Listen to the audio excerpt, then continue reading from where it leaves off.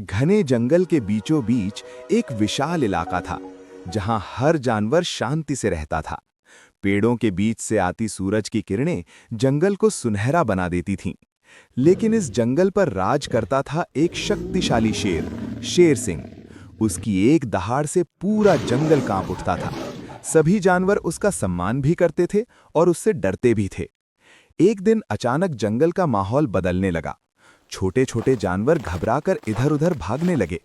हिरन, खरगोश और बंदर सब किसी अनजान डर से कांप रहे थे। शेर सिंह ने ये देखा तो वो गुस्से में गरज उठा और एक खरगोश को रोककर पूछा कि आखिर बात क्या है। कांपते हुए खरगोश ने बताया कि जंगल में एक नया खतरा आ गया है, एक नीला भेड़िया जिसकी आंखें अंधेरे में चमकती हैं। ये सुनकर शेर सिंह का गुस्सा और बढ़ गया। उसने सोचा कि उसके जंगल में कोई और डर फैलाए, ये वो कभी बर्दाश्त नहीं करेगा। उसी रात वो उस नीले भेड़िए को ढूंढने निकल पड़ा। चारों तरफ सन्नाटा था। चांदनी जंगल को एक रहस्यमयी रूप दे रही थी। तभी अचानक झाड़ियों के पीछे से एक नीली चमक दिखाई दी। वो नीला भेड़िया था, नील।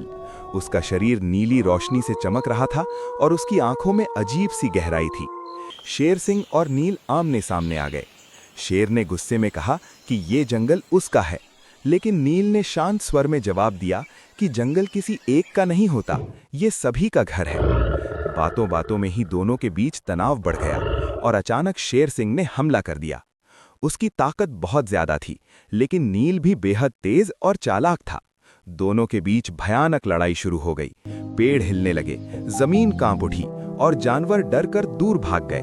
कुछ देर बाद नील अचानक अंधेरे में गायब हो गया, जिससे शेर और भी गुस्से में भर गया। अगले दिन जंगल में इस लड़ाई की चर्चा हर तरफ फैल गई। तभी एक बूढ़े हाथी ने शेर सिंह को नील के बारे में सच्चाई बताई। उसने बताया कि नील पहले एक सामान्य भेड़िया था, जो अपने परिवार के साथ खुशी से रहता था। लेकिन एक दिन इंसान जंगल में आए और उसे पकड़कर अपने साथ ले गए। इंसानों ने उस पर अजीब प्रयोग किए, जिससे उसका शरीर नीला हो गया और उसमें असामान्य ताकत आ गई। किसी तरह वो वहां से भाग निकला, लेकिन उसने अपने परिवार को हमेशा के लिए खो दिया। तब से वो अकेला रहता है और इंसानों से बदला लेना चाहता है।